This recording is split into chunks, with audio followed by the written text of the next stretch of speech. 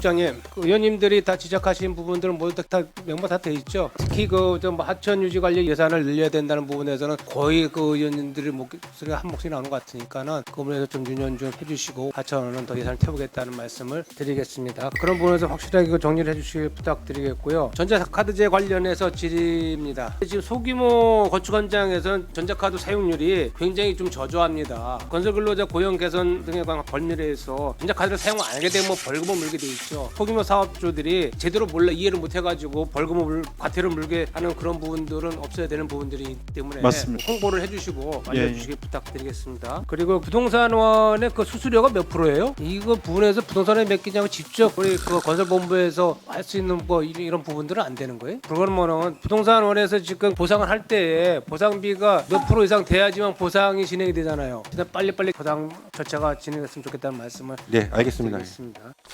최근에 이제 언론 보도에 따르면은 경기도 내 65세 이상 고령 운전자에 의한 교통사고 비율이 빠르게 증가하고 있다 이렇게 나오고 있습니다. 고령 운전자 교통사고는 전체 사고의 약 20%를 차지하고 있어요. 고령화 사회로 진입하면서 이 문제가 더욱 심각해질 것으로 보여지는데 문제는 바로 그거예요. 안전 교육을 시키고 있다면은 그 안전 교육이 효율적으로 효과성이 있냐는 거죠. 본의원 생각은 이런 겁니다. 게임하는 것처럼 실제 상황을 주는 거예요. 몸이 어떻게 반응하는 건지 시뮬레이션으로 하면은 본인도 당하고 사고도 나고 이럴 거 아니에요. 실질적으로 해보니까 상당히 어렵겠다 이런 판단도 있을 거 아니겠어요? 그러면 자연스럽게 반납이 되는데 지금은 뭐예요? 뭐 돈 10만 원 줄 테니까 어르신들 면허증 반납이라 누가 해요? 안 하잖아요. 반납은 사례 몇 건이나 있어요. 우리가 고령화 사회에 진입이 돼 있기 때문에 이런 부분도 선제적으로 대처를 해야 되지 않는가.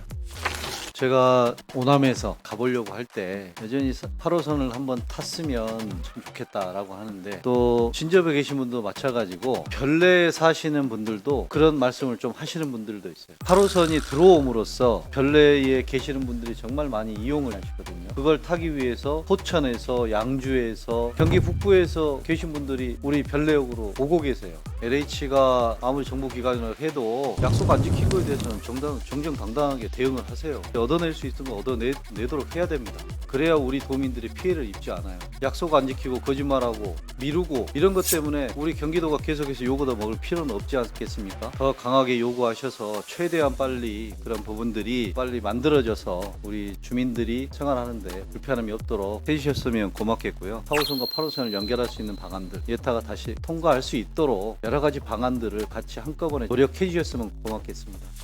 본의원이 지난 추경 심사 때 질의했던 내용입니다. 인천일보 8월 14일자 콜택시 못하는 와상장애인 경기도 인권센터 차별결론 내렸던 그 내용에 대해서 묻겠습니다. 경기도 와상장애인 수는 파악하고 있나요? 한국인권진흥원 최근 5년간 리클라이닝형 수동 휠체어를 타는 사람들 파악했을 때 경기 지역의 와상장애인 700명입니다. 전국에 3,000명이고요. 국토교통부에서는 교통약자 이동편의 증진법에 의해서 와상장애인이 이용할 수 있는 특별교통수단에 대한 내용을 신설하라고 올해 12월에 공포하고 내년부터 하겠다고 이렇게 국토교통부도 헌법재판소 불합치 결정에 따른 행동들을 정부는 하고 있어요. 그에 따라서 경기도는 어떻게 하고 있습니까? 적극적인 행정을 하기 위한 노력들은 없습니까? 경기도의 대안이 반드시 있어야 되고요. 정부와 국회의 입법이나 정부의 대책에 따른 백제특을 반드시 강구하고 본의원도 그에 따른 입법들을 할 예정입니다. 최소한 사회적 약자 중에 약자인 와상장애인을 위한 노력을 경기도 교통국에서 우선적으로 해주기를 좀 부탁드립니다.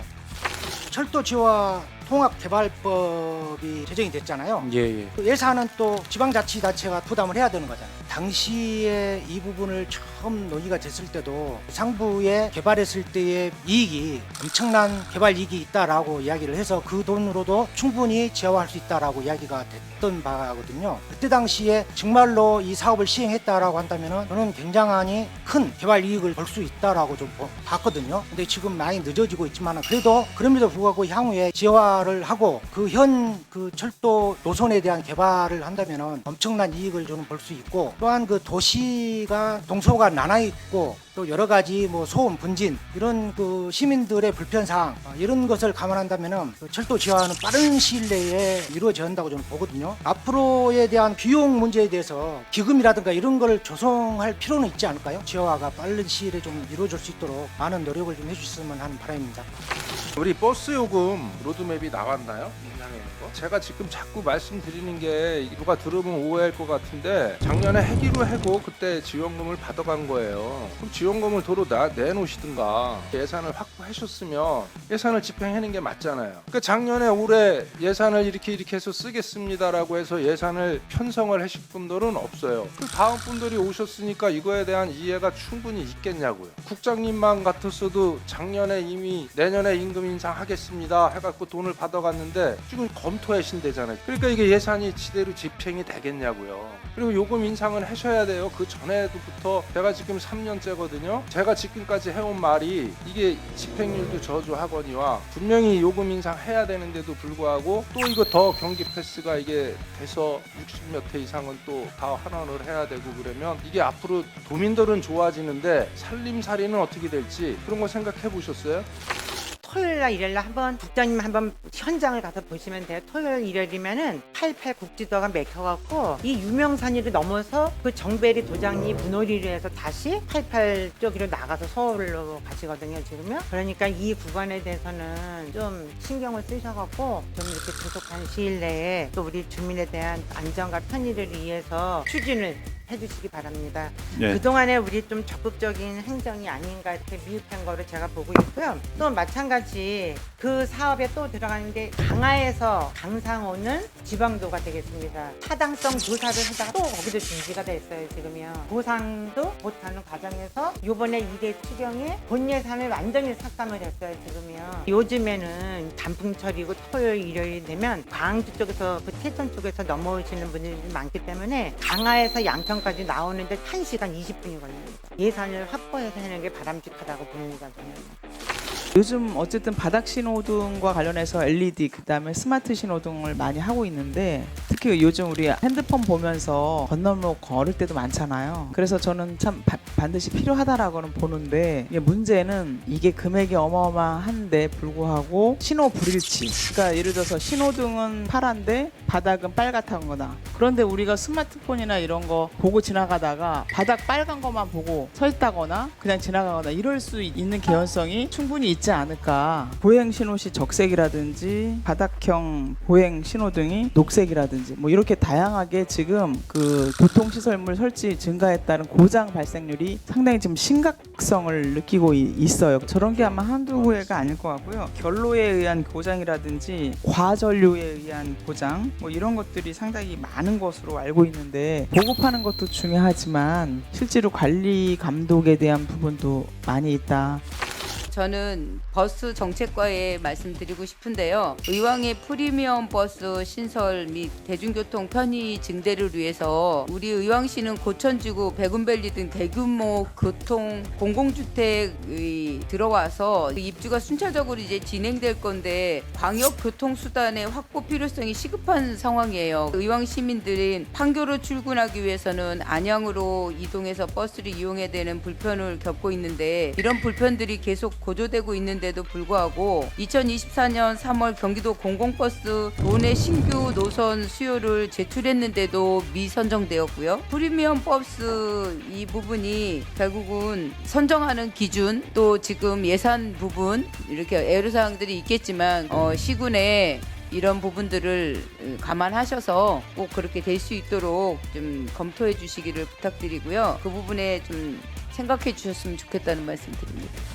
도지사가 경기북부 대개조 프로젝트 사업이 선제적 추진 방향 브리핑까지 했습니다. 결국 그 내용 중에 이제 파지발 KTX인데 정의성 KTX 파지 현장 사장 타당 조사 용역이 원래는 우리가 아는 바와 같이 1회 추경 때 반영하기로 됐던 것이었죠. 시하고 협의해서 그러면 1차 추경 때 도에서도 이렇게 할 테니까 원인자 부담을 해서 하자 해서 1차 추경 때 반영을 했는데 반영이 안 됐어요. 그렇죠? 국장님께서 제대로 설명을 못했다면 두 개가 다 다 미반영이 돼야 되는데 또 하나는 3억짜리는 됐고 그것도 경기도에서 100% 다 하는 그 사업은 되고 원이자 부담을 해서 5대5 같이 하겠다는 파주는 안 되고 담당하시는 근무자나 이분들이 이 문제에 대한 해결 의식이 아니면 이런 그 책임 의식이 없었다. 도에 대한 부분 책임도 없지 않은 책임도 있기 때문에 도가 1억 5천 다 내고 해라. 라고 본의원은 주장하고 싶은데 국장님 생각은 어떠신지요? 파주시와 다시 한번 협의토록 하겠습니다. 국장님 답변 그대로 이렇게 받도록 하겠습니다.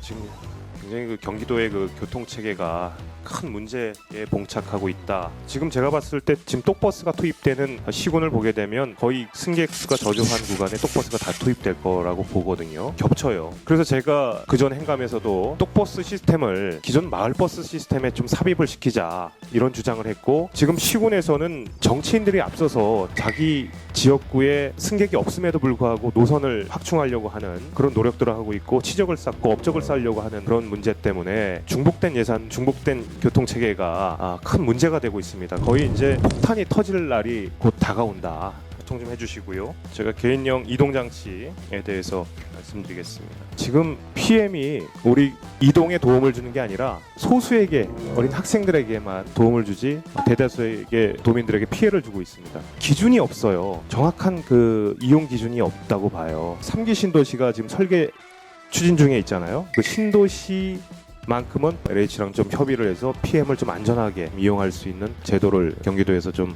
건의를 좀 했으면 좋겠습니다.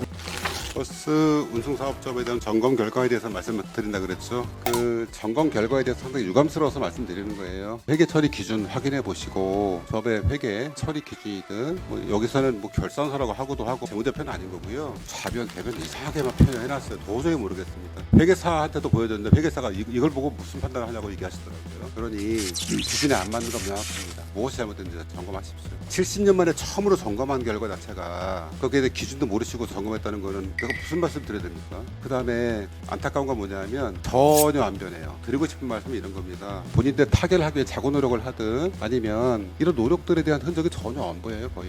그럼 바꿨어요. 근데 왜 거기에 그 지도조건 내용에는 그게 없습니까? 그래서 기준을 모르시니까 더 없겠죠 당연히. 거기다가 적절하지 않다고 말씀드린 바가 있습니다. 뭐냐면 판공비가 4억 가까이 되는 게 그게 맞나요? 점검을 제대로 했으면 좋겠다. 어떻게 할 건지 대책을 마련해 오십시오.